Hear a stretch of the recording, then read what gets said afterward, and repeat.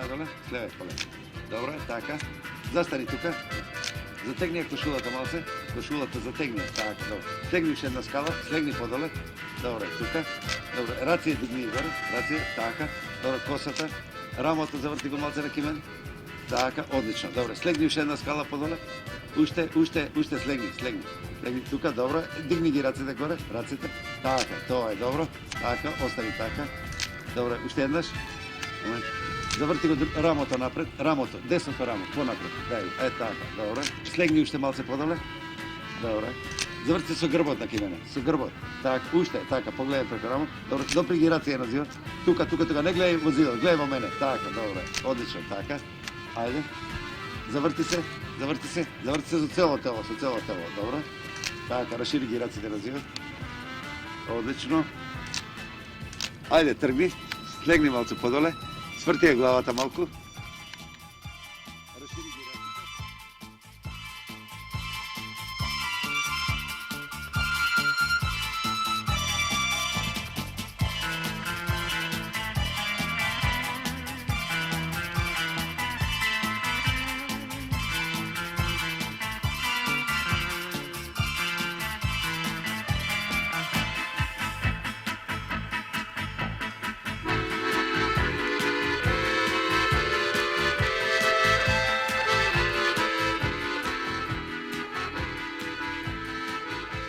Вековната желба на луѓето да го регистрираат сето она што ги обкружува, како и својот собствен лик, како да доживеа полна реализација во моментот кога е пронајдена фотографијата.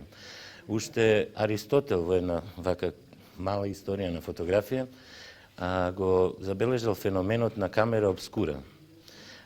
Тоа е на темната соба во која што со затварање на прозорците и со едно мало дупче доаѓа до рефлексија на надворешниот свет во внатрешноста на белиот зид. Потоа доаѓа до разработување на таа идеја, така да денеска, 1986, бележиме 160 години на откривање на првата фотографија. Првата фотографија пронајде французинот Ниепс 1826 година, кога успеа со помош на една мала камера обскура, на една мала кутија, со едно дупче од напред, да регистрира една куќа. 8 сати траело експонирањето, така да на куќата го забележуваме патот на сонцето, кој што во почетокот од една страна го светлува, а потоа од другата страна. Моментот кога е успеено да се регистрира сето она што не обкружува со притискање на само едно дугме, како да предизвика цела револуција. Ничифор Ниепс успеа да го регистрира тоа на една калајно оловна плоча, што беше сензационален пронајдок. Тој пронајдок предизвика цела револуција и во ликовното творештво. До тогаш многу уносните занаети, како што се цртање на мали ликови, портрети и слично, отеднаш беа елиминирани со пронајдокот. Меѓутоа, доаѓа до еден проблем.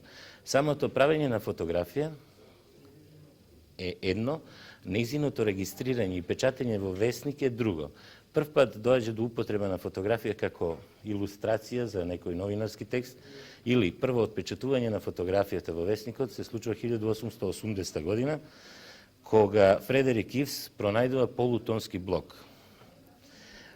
Потоа се појавува и првиот весник, New York Daily Graphic, на 4 март 1880. Тоа како да предизвика цела лавина. Се појавија уште многу весници, се појавија илустрирани списанија, се појави Vogue, се појави Life, американскиот Life и многу други списанија. Фотографијата можеме да кажеме дека го доби своето право место.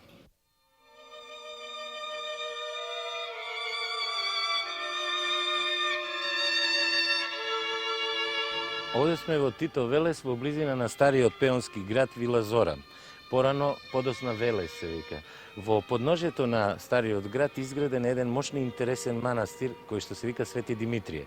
Манастир со мощна интересна историја. Имено легендата говори дека пред 4,5 века старите велешани од страв пред турските хорди кои што наминувале го покриле манастиров со земја. сакајќи да го сочуваат. Меѓутоа хордите дојдоа и останаа, полни 4,5 века. Светата тајна за закопаниот манастир била пренесувана од колено во колено во фамилијата на воденичарот од воденицата што се наоѓала одма доле на Вардар. 4,5 века подосна стариот воденичар Петре Здравев сонил сон за манастирот закопан в земја и тој им го открил на своите сограѓани. Добро подмачувајќи ја турската власт, сите Велешани излекле и точно 467 години по закопувањето манастирот се појавил на светлото на денот. Манастирот бил добро сочуван и се пристапува на негово реновирање како и обновување на фреските во него.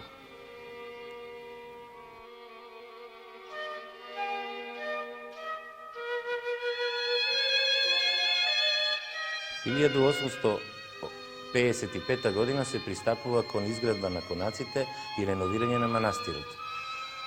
Во фреските во манастирот за реновирањето е задолжен веќе афирмираниот зограф Хаджи Костов, кој што им пристапува на реновирањето. Во средината на фреските во манастирот гледаме еден надпис на кој што пишува оваа црква е обновена 1855 година и доле е подписот Хаджи Косте, зограф и фотограф. Можеме слободно да тврдиме дека е тоа прв пат во Македонија да се спомнува изборот фотограф, особено во спрега со зограф и фотограф. За значењето на овој надпис говори фактот што фотографијата која што е пронајдена во Париз 1826 година стигнува и во нашите краишта 29 години по нејзиното пронаѓање. Во Тито Велес, во Соборниот храм посветен на Свети Пантелеймон, пронајдовме и уште една икона која што носи подпис зограф и фотограф Хаджи Костов од 6 мај 1868. Иконата е посветена на светите браќа и е од поголеми димензии.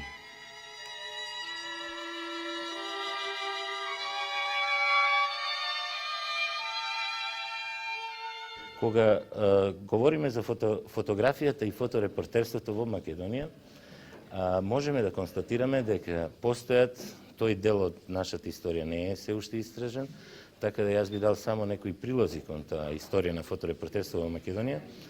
Можеме да констатираме дека една од најекспонираните личности е Милтон Манаки, кој што со својата камера и со своето око ги регистрирал сите настани кои што во тоа време се случувале на овој простор.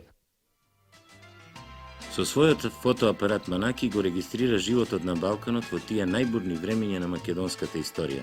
Гледајќи ги денеска материјалите што тој ги остави зад себе, битолчанецот Милтон, можеме слободно да констатираме дека тој ги постави темелите на фоторепортерството кај нас. Неговото значење како фотограф-хроничар на своето време би рекол дека е историски позначено од неговата филмска дејност.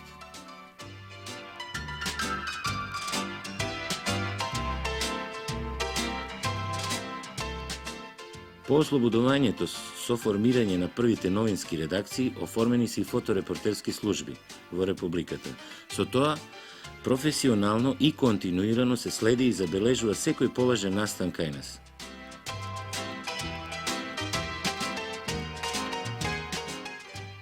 Во 50-тите години, кога ние бевме веќе формирана млада држава, потребно беше во светот да разберат луѓето дека во Југославија има една Република Македонија и дека тука живее еден македонски народ.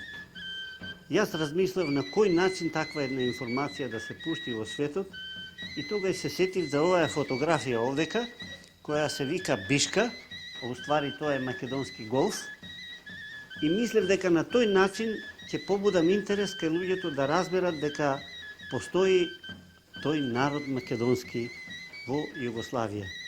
Ја испраќав таа фотографија на изложби во целиот свет, на сите континенти, во сите поголеми градови кај што имало изложби, е прикажана и на тие изложби можеле луѓето да се запознаат дека во Југославија постои и македонски народ. Потоа, 1954 година сликав еден портрет, еден многу симпатичен стар македонец, и под името Македонец, исто така таа е фотографија ја праќав по истите тие салони, исти изложби во целиот свет и на сите континенти, така да на тој начин сметав дека луѓето ќе се запознаат дека постои еден народ македонски во рамките на Југославија. Исто така може да кажам дека овие две фотографии, Бишка под заграда Македонски голф и Македонецот, се печатени во разни списанија, весници и книги, како во Југославија, така и надвор од земјата. Исто така, оваа фотографија Македонско оро Кавадарка, направена 1950 година, ги помина сите овие изложби као фотографија на Македонско оро и таа 1953 година стана фотографија на годината.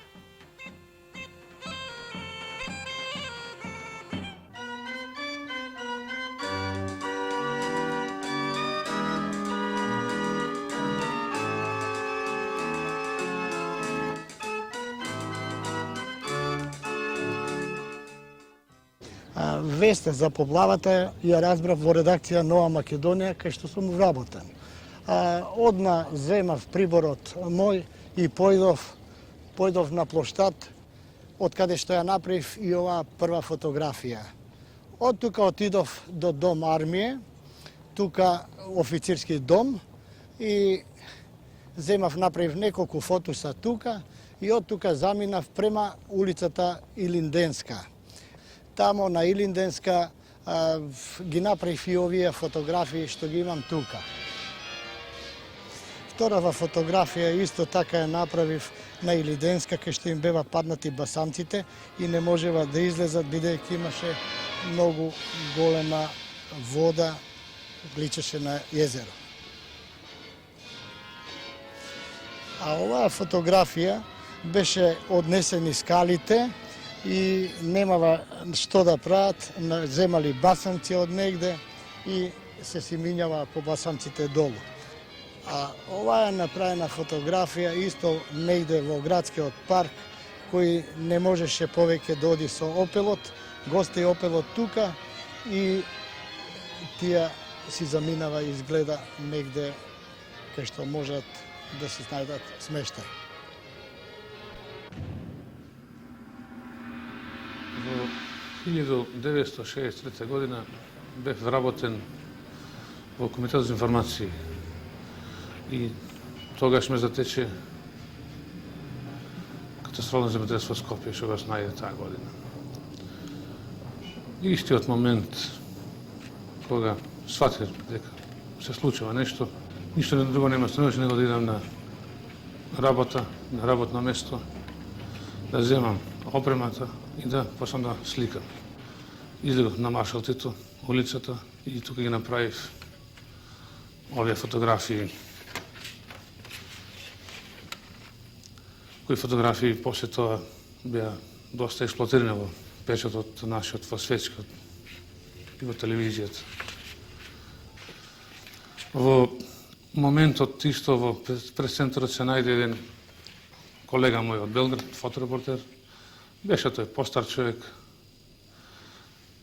Тањуго фоторепортер, и се упознаме тука и по краток разговор тој констатира дека јас имам нешто сликано од тие први моменти на оваа катастрофа.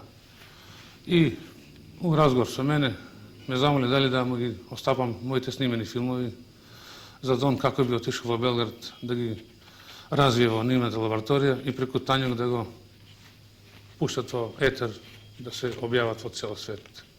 И за на ден беа објавени низ цел свет тие фотографии. На 28 октомври 1968 година во Бања Лука, кога се случи катастрофалниот земјотрес, со Бајлината пристигнавме пред едно 15-20 км, поточно пред аеродромот. Не застана и ни рекоа дека не може да одиме за Бања Лука, бидејќи во тоа време се очекуваше председателот Тито да пристигне во Бања Лука. Ние како скопјани кои знаеме што значи катастрофален земјотрес, инсистиравме да бидеме присутни при посетата на председателот Тито. Меѓутоа ни беше речено дека не може да одиме бидејќи колоната во секој момент треба да тргне од аеродромот. За наша среќа ни беше речено дека има спореден пат кој може да не одведе за кусо време во Бања Лука, така да и ние можеме да присуствуваме и да го следиме присуството на председателот Тито. За непол час веќе бевме во центарот на градот и помалку пристигна колоната со председателот Тито. Председателот Тито ја разгледа улицата која беше најразрушена во овој момент во Бања Лука, потоа и тоа пешки се прошета по неја и помалку пак се качи во автомобилот и отпатува во фабриката Инцел, која исто така беше настрадана. Јас како фоторепортер кој сакав истиот момент да го отсликам и да го прикажам утредента во весникот, ми дојде идеја филмовите кои ги има снимено од престојот на председателот Тито да ги испратам по некој од нашите раководители кои го придружуваа, барем да стигнат филмовите во Белград, а потоа од дописништвото на Нова Македонија да бидат испратени за Скопје. Филмовите му ги дадов на другарот Киро Глигоров, кој во тоа време беше председател на Сојузната скопштина на Југославија. Тој ми рече дека филмовите ќе бидат однесени во Скопје, а не во Белград, бидејќи вечерта во Скопје се одржуваше свечена седница по повод 25 годишнината од излегувањето на весникот Нова Македонија. И така, по 2 или 3 часа филмовите од Бања Лука беа донесени во Скопје и беа направени фотографии и утредента на 29 веќе излегоа фотографии од Бања Лука со престојот на председателот Тито.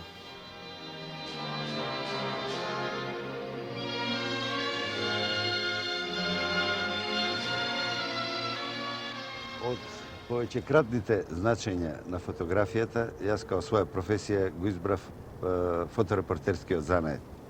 Јазикот на фотографијата како новинарски род. Јазикот на фотографијата не бара ни посебна едукација, образование на оние што ја консумираат, ниту на оние што ја прават. Разбирлив е секому, секој што ја гледа фотографијата на било кое место на земјата топка ќе ја разбере пораката доколку ја содржи фотографијата. Па мислам дека и помалку упатените денеска во тајните како се прави дневен вестник, како се прави неделник, многу добро знаат, ја знаат улогата на фотографијата и нејзината функција во денешната типографија. Во дневниот печат обично фотографијата ја дополнува веста, за разлика од улогата на фотографијата во дневниот печат. Во ревијалниот таа има посебно место, би рекол примарно место. А тенденцијата во светското новинарство главно е свртена кон тоа фотографијата апсолутно да го има примарното место. Ми се чини дека најдобри илустрации се големите светски ревии, а кај нас во таа смисла мислам дека доста илустративно е настојувањето на пример на ревијата Старт. Еве што туку го имам еден од последните броеви на Пари Мач кој со текстови е доста скуден. Меѓутоа, на планот на фотографијата е апсолутен рекордер во следењето преку фотографија на она што е последен настан во светот. Непоследно, например, на експлозијата на Челенџер, Пари Мач донесе серија фотографии преку кој исклучиво со мощно краток текст ја следи трагедијата на овој вселенски брод и при тоа дава одредена предисторија за космонаутите. Резултатот на едно такво настојување, фотографијата да добие примарно место во информирањето, со оглед на нејзината ударна моќ ударна моќ визуелно, што визуелното го предизвикува, се така наречениот таблоид. Во светот се повеќе одредено место во структурата на весници добива така наречениот таблоид, каде што фотографијата е примерна, проследена и илустрирана со неколку реда текст. Таков таблоид единствен за сега, например, во Југославија е АС, кој главно се потпира на фотографијата како информација.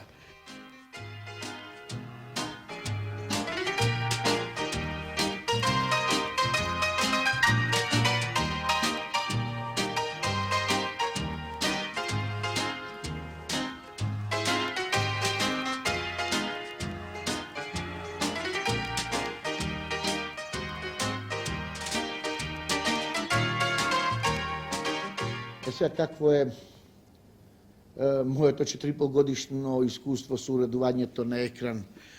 Се ние знаеме и како се прави и што се прави во светот, меѓутоа дотурот на оригинални колор слайдови и фотографии од светот е поскромен. Понатаму квалитетот на внатрешните страници на екран, хартијата, мислам, не дозволува чиста, убава репродукција. И затоа, освен убави репродукции на кориците од екран, внатре се обидуваме што помалку, за жал, што помалку да објавиме фотографии и поначесто не излегуваат квалитетни, што за жал се коси со она што е современо настојување во светот, фотографијата да го има ударното место, иако екран по природата на нештата би требало кон фотографијата да исклучи во свртен, бидејќи тоа е илустрирана ревија, а само по себе тоа треба да се подразбере дека на фотографијата треба да и посветува посебно внимание. Меѓутоа се надевам дека проблемот на печатарството ќе биде во текот на наредните години во Нова Македонија решен и преку екран и некои други ревии што ќе се појават, ќе имаме навистина ревија за пример и за углед.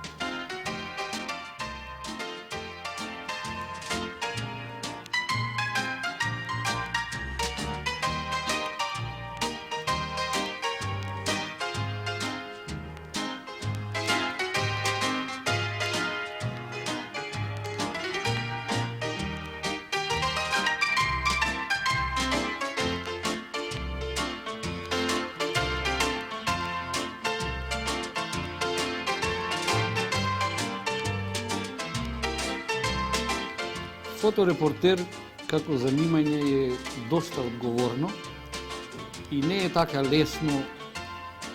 Фоторепортерот треба да биде прв на настанот, пред сите, бидејќи ако новинарот напиши, тој текстот може да го напиши, да го земе и подоцна, а фоторепортерот не може да снима ако веќе помине настанот. Нашата работа е пред се теренска. Мене најтешко ми било кога требало да снимам тешки сообраќајни несреќи, како што беше минатата година кај Владичин хан, автобусот.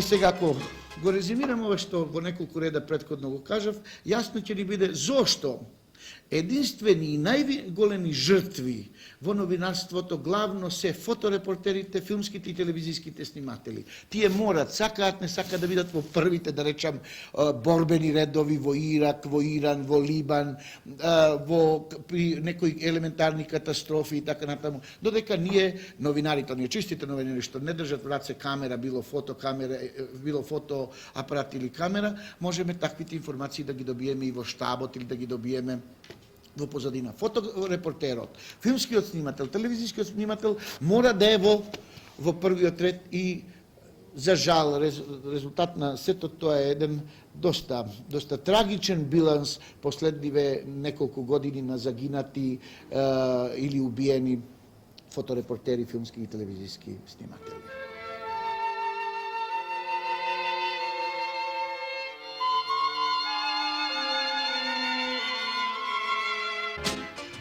Се наоѓаме во Белград во просториите на Југословенска новинска агенција Танјук.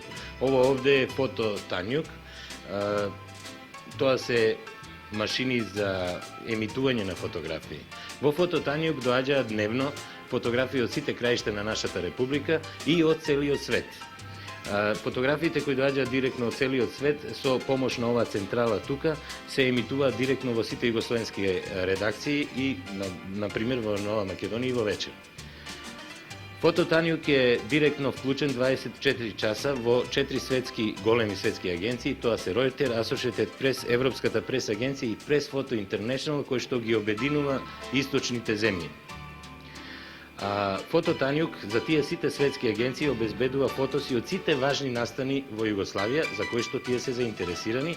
Исто така тие светски агенции за Фототаниук, тоест за сите наши новински куќи обезбедуваат фотографии од важни настани.